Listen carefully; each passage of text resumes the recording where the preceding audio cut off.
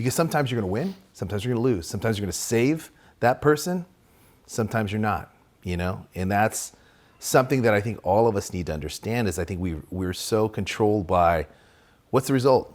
Win or lose, what's the result? You lost. And if winning is the only way that you edify your value and your worth, you're going to live a really miserable life because we all lose, we all fail. It's part of the learning process. Hey everyone, welcome to Health Theory. Today's guest is Rulk. He's a celebrity trainer known for his role in turning Chris Hemsworth into the mighty Thor and Josh Brolin into the world-destroying Thanos.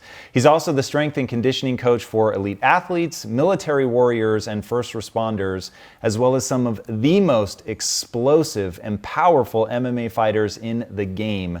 He is the master of transformation, both body and mind.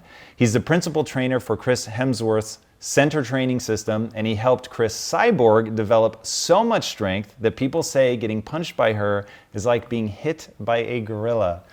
And dude, talk to me about adaptation. That's one of the things researching you I found the most interesting, your belief in the human ability to adapt, which is my absolute obsession. And I want to know, how do we trigger it? How do we get into adaptation response mode? How has that informed the style of training that you do? Right. I mean, I think for me, everyone talks about functional training all the time. And I think functional training specifically is how efficiently our body can adapt to situations, right? Life is not static. It's always consistently moving. So for me, a lot of my training and my training curriculum came from sequencing and the body's ability to adapt to situations. What do you mean by sequencing? Sequencing, the best way to explain it is if I told you, say, the alphabet A to Z, you could say it. But if I told you to say it backwards, or every third letter, every fifth letter, it's figuring out the coding from a certain pattern that we do.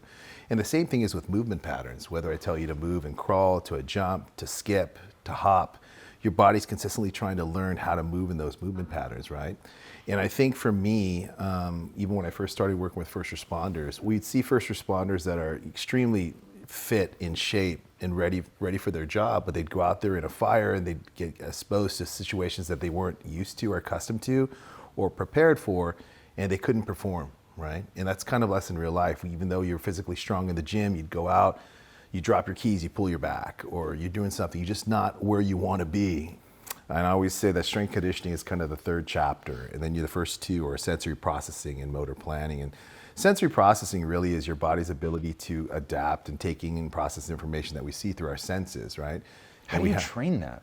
It's something, I think it's just about adapting. For example, if you see an athlete that has like home court advantage, home field advantage, you're in a situation where you're comfortable, you know what to expect, right? Your body has practice there, you know what the auditory processing is going to be, you know how loud it's going to be, you know what it's going to look like, you know what it's going to feel like. And so your body feels comfortable. So your adrenal system is much more managed. Your nervous system can get organized much more efficiently, right? But unfortunately, you can't anticipate everything, right? And really functional strength is your ability to adapt to situations so you can utilize all your strength and conditioning that you work so hard to train for.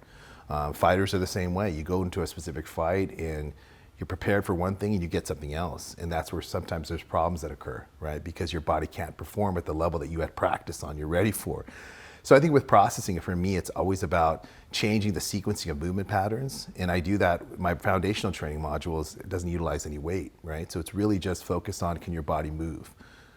So your primary training modality is all just like it's just body weight movement. I mean, it's purpose-driven movement. I mean, it's not like a lot of people do animal flow and these type of things, and it's great. I think for mobility, it's fantastic.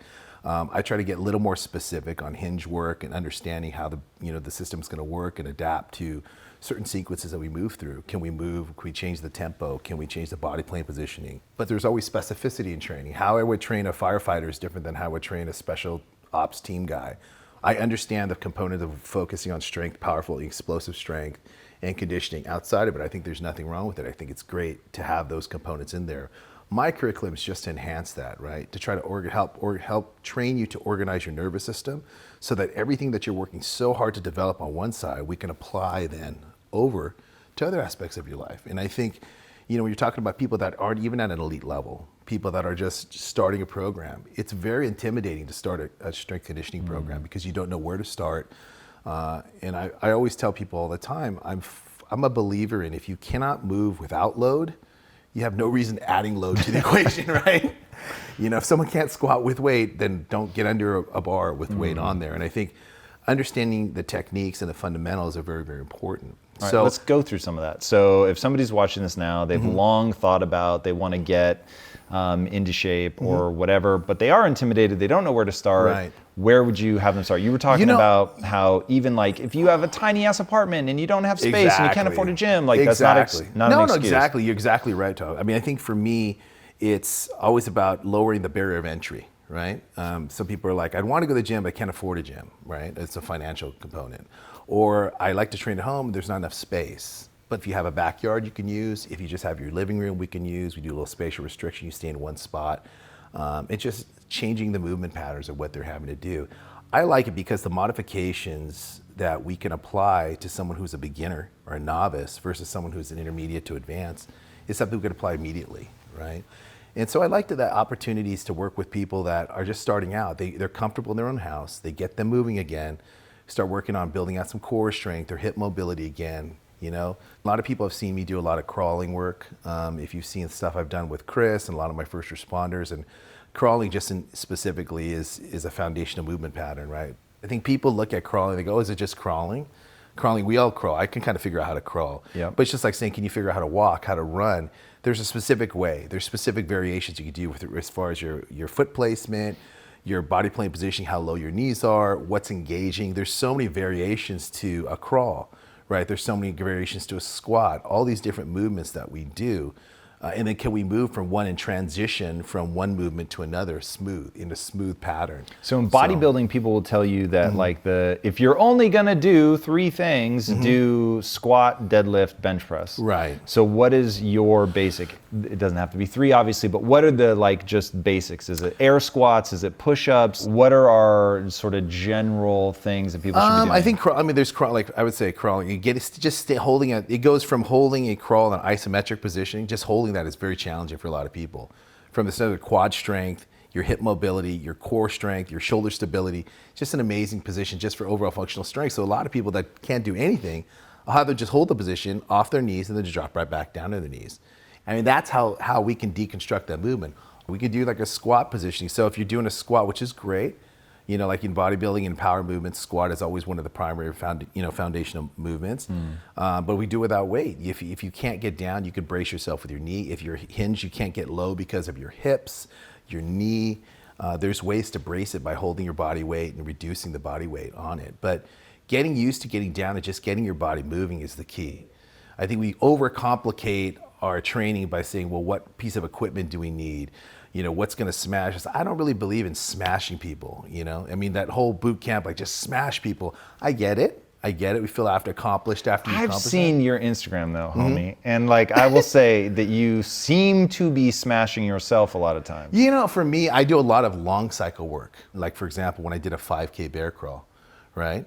I always am intrigued by when you're crawling, for example, to see what areas of your body will start to break down. Because if you're doing like snatches, there's a high probability that you're going to pull something or injure something because now you're moving weight through a load, you're going to be fatiguing, your technique comes off, right? On a body weight movement, you can control your body. You can slow down, you can modify the movement, et cetera, but can you continue to go through? So number one, from a physiological perspective, I kind of wanted to see how, what areas of my body are my weakness. Is my shoulders, even my ankles, my wrists, what's happening? And secondly is that mental component, because I'm a firm believer that any type of exercise program, you need to be able to be mentally strong in order to sustain it, right? Because I don't believe in motivation as much as I believe that you have to apply discipline, right? And consistency of that discipline over time. Can you build that? You can, but you have to find purpose. I think your GPS system, your core base is your purpose. If you don't have a purpose for doing something, it's very hard to sustain that, right? It's very hard to do it when you don't want to do it because you're like, why the hell am I doing this? This makes no friggin' sense, right?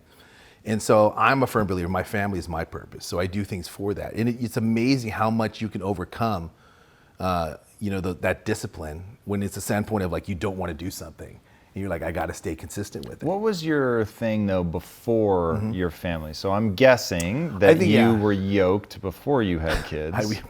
I don't think necessarily I was ever yoked, but I was just always, I remember when I was young, I was just fascinated with the ability of the mind to overcome things. So I remember the Eastern Bloc at the time, Russia, why they were so much stronger than the U.S.? Are they physically just born stronger? I don't think so. I mean, what is it about their mental strength that there is? And I think getting back to that long cycle is, can you sustain a set thing for a long period of time? Because you go to a dark place. When you're crawling for a set period of time, you're lunging for a mile, right? Whoa. Right? You're lunging for a mile. Everyone can lunge, or if people that have knee issues, maybe not, but for me, lunge for a mile, it hurts. But can you get there? Because there's a part where you're like, this is stupid, right? You're like, why am I doing this? This is absolutely stupid. But then you start to just keep pushing. And that crossover to life is what I find fascinating, right? Because that's life. We go through stuff and we do it, and you just get to a point where like, I don't want to do it. Do you remember the process of building your mind? It's interesting. There's a lot of failures for me, or things that you go through where you break mentally. It's hard because I think when you give your best effort, what you feel your best effort is, and you don't succeed, or you're not at the level of proficiency that you would hope or strive to be at, it's discouraging. But that's so much of life. We go through things that sometimes are challenging in this adversity that we don't anticipate, right? Agreed. What I'm trying to get to is, I remember building my mind. And Right. so knowing how you've helped people transform, knowing your beliefs about adaptation, Right.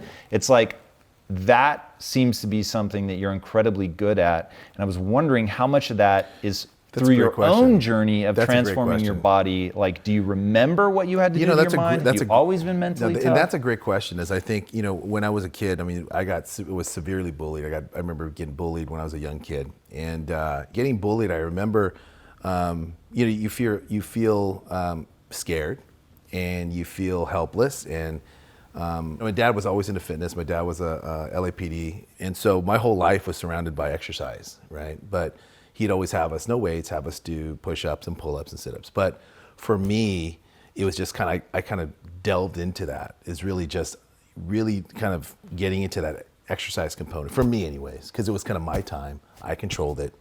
I took ownership and equity of that time. It was something I could control. So I started to realize, there's some kids that are always just gonna be stronger than me. There's gonna be some kids that are gonna be faster, but one thing I could control, I realized, was my ethic, my work ethic. And I realized that very young, is that you can't always dictate the result, right? The results will come because there's a lot of factors that will come, and that's applicable to all aspects of life. But your effort is something you can. If you decide to quit. What's your dad saying to you at this point? Because this is like some deep wisdom for a little kid. I think my dad was just always like, just get it done. There's an old Hawaii saying that I even use today, always can, which is, if can. If no can, still can. Always can, right? Just do it.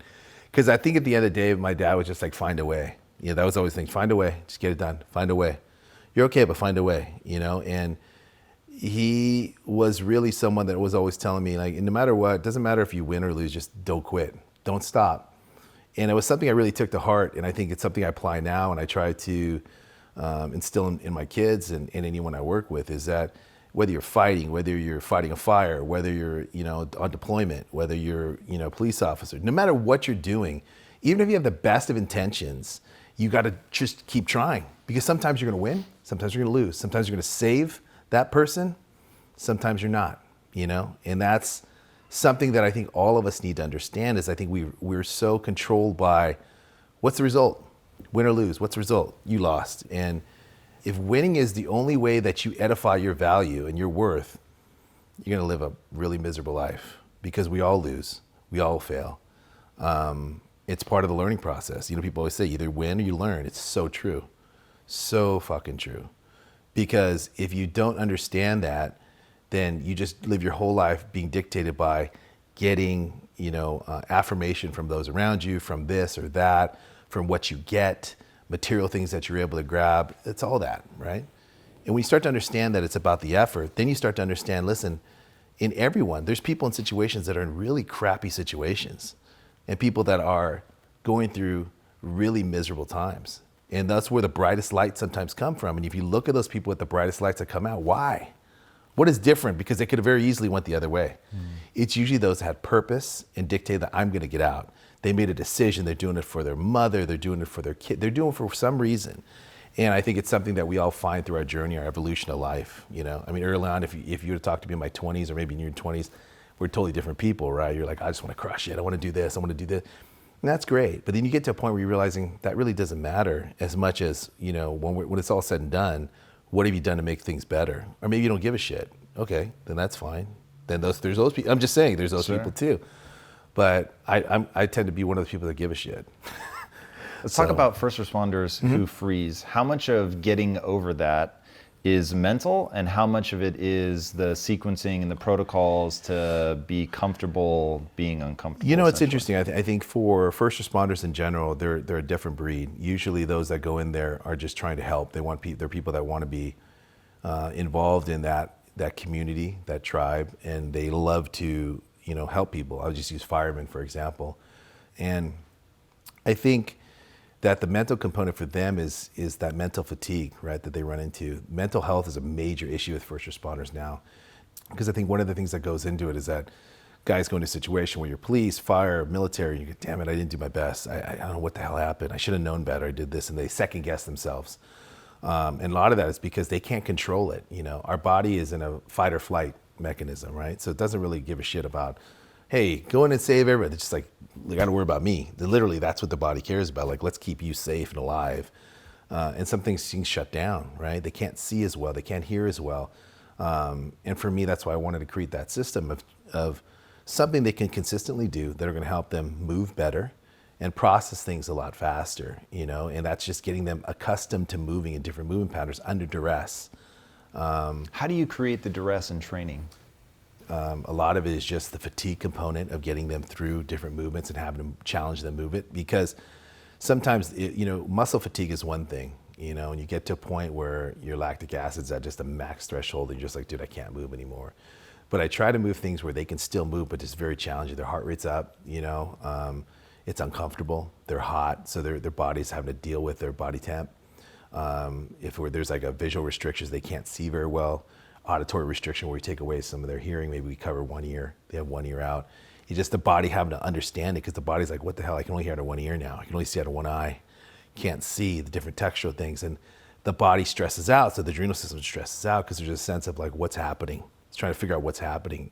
So it's kind of a mix in regards to first responders. That's how I like to develop it, because then I feel that these guys are in there, they get more familiar with using their equipment when they're under stress, when they're out of breath, but we're not putting them at any risk, right? Because these guys, whether it be first responders or anyone, they're not trying to be professional workout artists. They're just trying to utilize the training to make them more proficient at what they do. And that's my job. That's why smashing and stuff, like for me, I push myself, but it's a lot of it is, you don't see me like lifting 1,000,000 pounds. I'm not that, there's guys much stronger than me, guys much faster than me, more conditioned than me.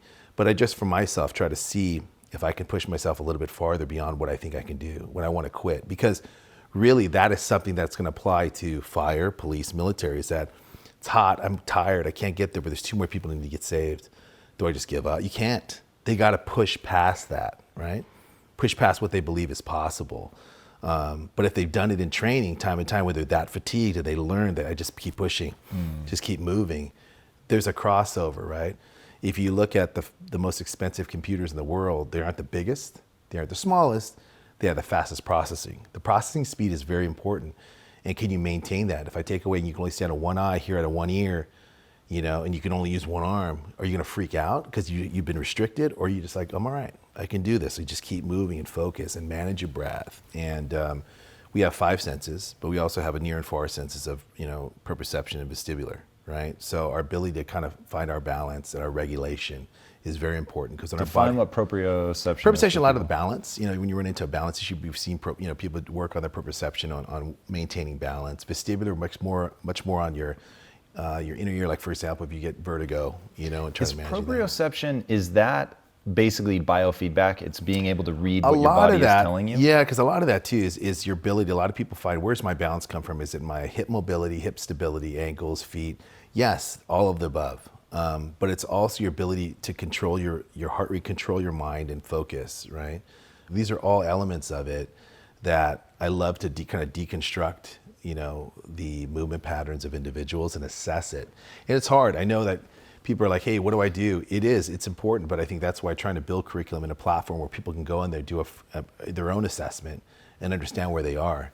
and their limitations are. And not only their physical restrictions, but sometimes life gets in the way. I got 4 kids, or, I'm working all day long. How am I going to get this done? You got to make it something that can fit into their schedule. And I try to demystify it, and it's overcomplicated sometimes. We just need to learn how to move and understand how to move in a proper way that's going to help us, right? Mm-hmm.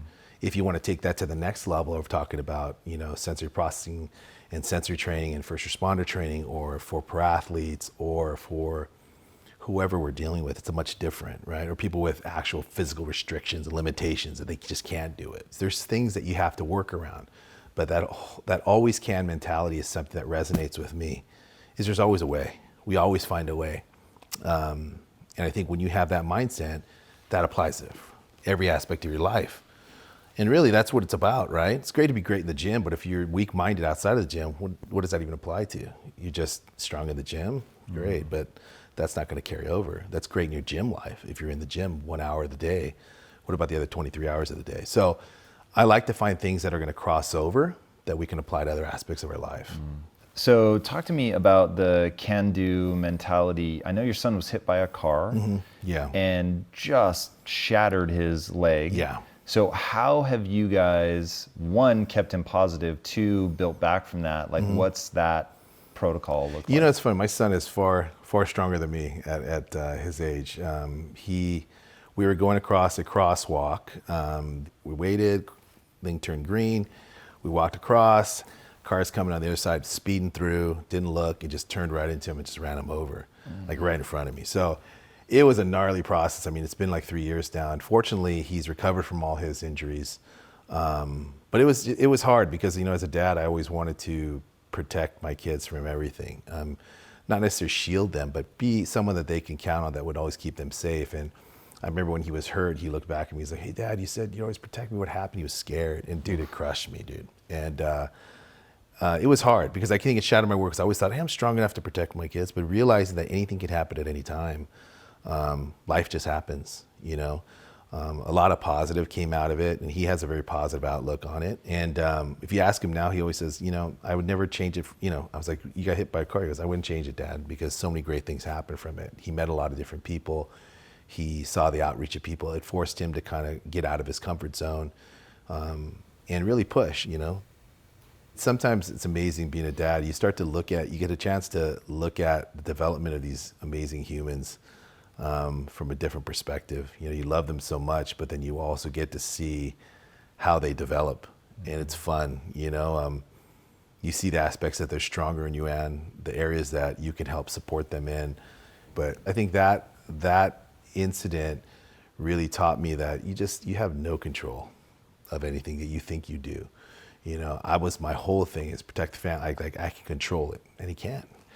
And I think that's the unpredictability of life, and that even goes back into the functional training component. Really, flipping tires and hitting rope, that's functional, I guess. It's different out of the box training, but functionals, can you operate in life when unexpected things happen? Can you manage yourself? And I hope that those small little victories that people get from finishing a workout or getting these things are things that they can apply to other parts of their life, right? Because if it's just working out, I just feel like you're cutting yourself short.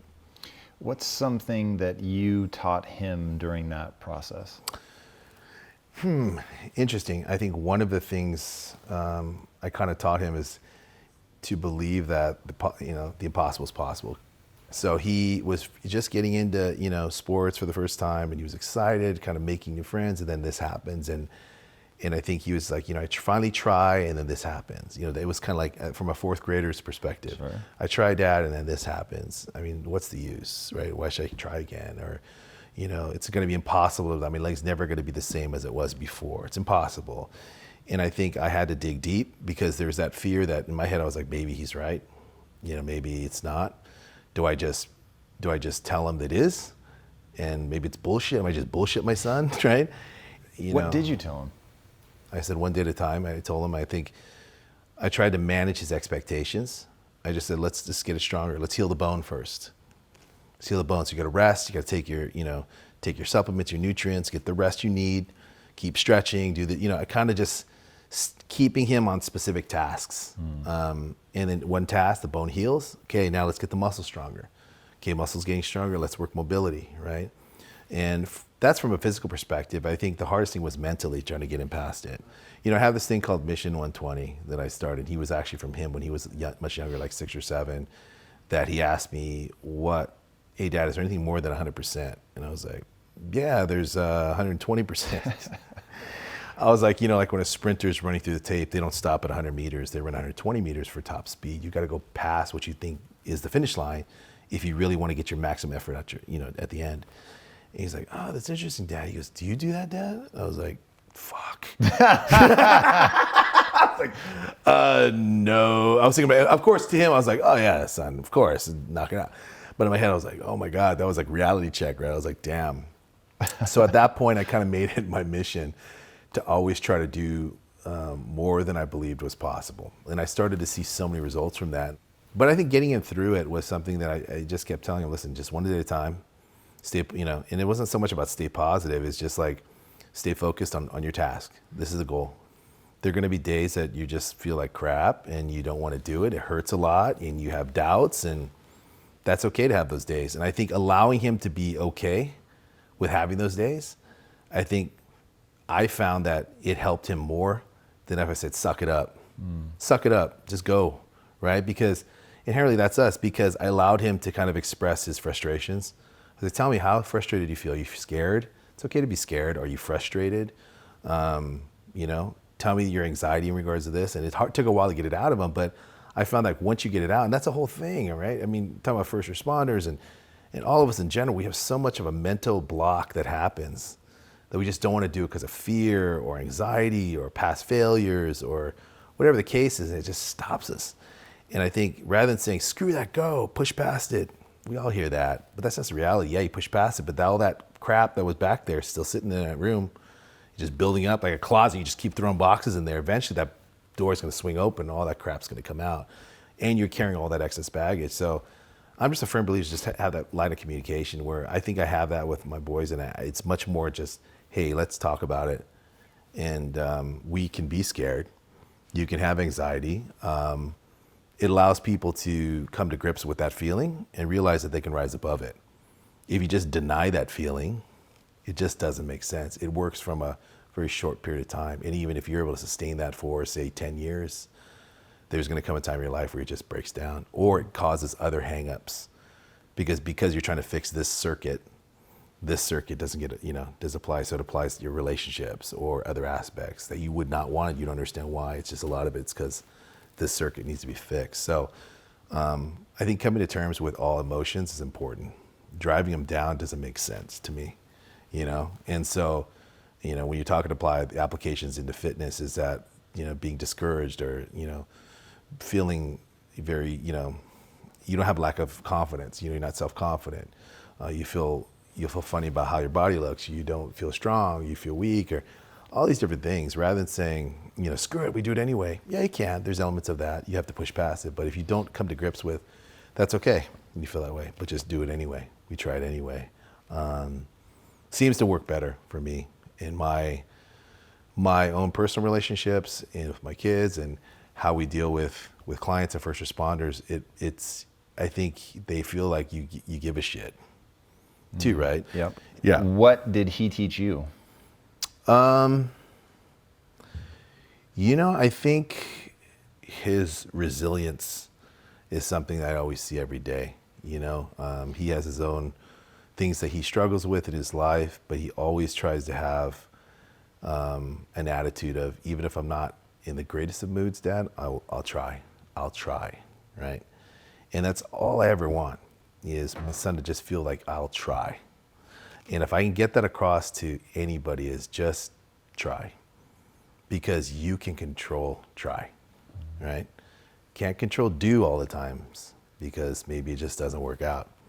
But you can control try. And I think in my life, as I continue to do things, and I've been very blessed with a lot of different things that are happening, there's always that anxiety of what if this, what if not? But you're just like, listen, I'm just gonna do my best and try. And however things shake out in life, and however things shake out on projects, they do. And we just move from there. And I think that's something that I've learned from him, I consistently learned from him, is to have that attitude. And I think if we can all apply that attitude, then sometimes that the greatness is right behind that I try wall, right? Where you're just like, nah, screw that, I'm not gonna do it. But you're just like one step to get to the other side, and maybe you're not. Maybe it's still 50 steps away, but at least you're one step closer to where you were yesterday, right? So I think just trying is important, and the trying leads to can, right? And then can turns to do. So I'll try, then I can, and then I'll do. What are your thoughts around the pursuit of greatness? Like, you have a very relaxed demeanor in terms of you're not trying to crush people, you're not like fucking suck it up, but yet you've achieved some pretty extraordinary things in your life. Your clients have achieved extraordinary things in their lives. So you obviously have some relation to the pursuit of greatness. Like, how do you think of that? You know, I think and with my training many times, you know, when you hear me, I have like a really raspy, like kind of loud voice. I'm like, let's go, let's go. And don't get me wrong, I'm definitely someone who will push you to the limit. But I think as I kind of say every time with greatness is that in the pursuit of greatness, you have to have purpose. If you don't have purpose, your own personal purpose for doing it, what is your reason for being great? Or is there a purpose? And if you don't know that yet, you have to first get that, because you're gonna have a hard time applying the two elements that are required to get there, which are discipline is always required. I think everyone can do hard work, but can you do hard work day after day? Can you have that discipline, even when you don't feel like it, and the consistency? Can you be consistent with that discipline to achieve that? But those two elements without purpose mean nothing. So the pursuit of greatness, I think, is finding your purpose. And it's really what drives you, what wakes you up every day. It could be your significant other, it could be your kids, it could be your job, it could be a vision or something, a dream that you have. Whatever it is, you need to have it. Like with fighters, they have grueling schedules, but most of them, their purpose is they want to be a world champ. Great. If you want to be the best and that's your purpose, then every aspect of your life needs to be in line with that. Okay? Because if it's not, having great talent is good, but it's not enough. It's just not enough. You know? I mean, Michael Jordan says all the time, people look at him and go, oh, he's so talented, but no one worked harder than that guy. Kobe, same thing. You know, oh, fantastic. His work ethic and his discipline, his consistency, he just wanted to be the greatest. Great. Your purpose is to be the greatest basketball player ever. But you had those two elements to kind of get you there. So I think deconstructing the elements, the ingredients of the recipe are important. People just want the end product to eat it. Oh, this is good. But what's the ingredients that you need to put it in there? And people are like, I'll work my ass off. Good, it's check box one. That's fine. It's like, I have eggs. That doesn't mean you make cake, bro. Right? You know what I'm saying? So what are some of the other things in all the people that you've worked with? What are some things that you see in common between the ones that really achieve that level of greatness? I think one other aspect, I've always talked about discipline and consistency, but I think being humble in your training, because being humble, you're open to feedback, right? I think being humble and feedback, that's in business, that's in training, you know, it's in sports, and first you have to be humble because there's always others that have another perspective that you didn't see. They may have experiences that you haven't gone through yet that they can then give to you. I mean, if there's someone that went through an amazing experience of building this amazing company and they're like, hey, Tom, let me talk to you. And you say, no, I don't need it. That makes no sense, right? Let's listen. Maybe there's an aspect. Maybe you only take 1% of what they say, but that 1% is diamond, right? So for me, it's the same way, is that you be humble because they're open to listening. And if you're humble in the journey, you're disciplined in your tasks, you're consistent with that discipline, and you have the purpose, you're friggin' unstoppable, bro. So you may or may not become the world champ or the best of the best, but I tell you what, you'll be the best that you could be. So that's what I do. Just do my fucking best every time. You can walk away and sleep well. No, and I did my very best. It sucks that I didn't win, sucks I didn't get the task done, and of course, every loss hurts or every failure hurts, but it hurts a little bit less if you understand that it's just one battle on the full journey, right? So I think you can have purpose in a specific area in your vocation or your sport or whatever you're doing, but you have to also, I think, fine tune and find your end goal. What's your end game? What's your legacy gain? Like when it's all said and done, do you really care? You want to die with the most money? Cool. You want to be most famous person? Cool. Or do you want to affect as many people as possible? And that's where I kind of slot in. Because life becomes much more fulfilling, right? Because you're doing this for a friggin' reason, right? You're not just doing this because you're for shits and giggles. You're making a difference. And there's nothing like that. It sounds corny as shit until you do it and you feel it. And you're like, wow, yeah, it's a big deal. When you talk about your kids being your purpose and you wanting to impact people, how do you keep that present in your day-to-day life when it's getting fucking exhausting? Or do you have a photo of your kids that you wear around your neck? Like, is it the 120% where it's like, I fucking told my son that this is real and I'm gonna make it real? Like, you've made it very clear that purpose is critical. That purpose is the thing that will show up for you in the dark moments. Yes. I don't think it will show up on accident. I think people have to create a way to hold that thing in their mind or to conjure it in their mind in the dark moment. And I'm just wondering how you do that. For me, I sometimes in the dark moments, I kind of lean back on, and I like I said, I have the always can, the mission 120, all these things, but I think it really comes down, I try to simplify it as much as possible. And it's just, at the end of the day, my kids, my family are going to watch what I do, not what I say. It's what I do. So I can talk a big game and say it, but when the time comes, with my clients, everything I talk about, if I don't do it, it's all bullshit. It's all bullshit. So be an example. And it sounds corny, but at the end of the day, that's what it is I'm not trying to press anybody, but at the same time, I gotta do what I say. And I think it keeps me in line with what my goal is, what my purpose is. And I feel the weight of that. And it's a good weight. It's not a bad weight for me. The good weight is just get it done. Because one of the days I don't feel like doing the discipline component, it falls back into it. Get it done, do my best. Consistency, do my best, get it done. And I think the last thing that being humble in the journey is also being willing to accept support and accept from those around you. That's one of the hardest things people have, right? Because we're so used to, especially from an entrepreneurial perspective, or people that have done things on their own for a long time, the strongest people are like, I got this, I don't need help. But dude, we all need help, And I think we have to realize that. When you realize that, you become so much more powerful, because it's not just you anymore. It's now a team around you. And I think that's important. I think it's very important that those components are all become, threads of your DNA. And that's over consistency over time, right? It doesn't happen overnight, but we're creatures of habit. And if that becomes your habit, it's much easier to maintain it. So where can people learn more about you? So I have Instagram, it's DA_RULK, but yeah. If you were gonna have people make one change that would have the biggest impact on their health, what change would you have them make? I think it's really just not to overcomplicate it, and really just move, just get moving, whether that's walking, whether that's incorporating some of my training curriculum.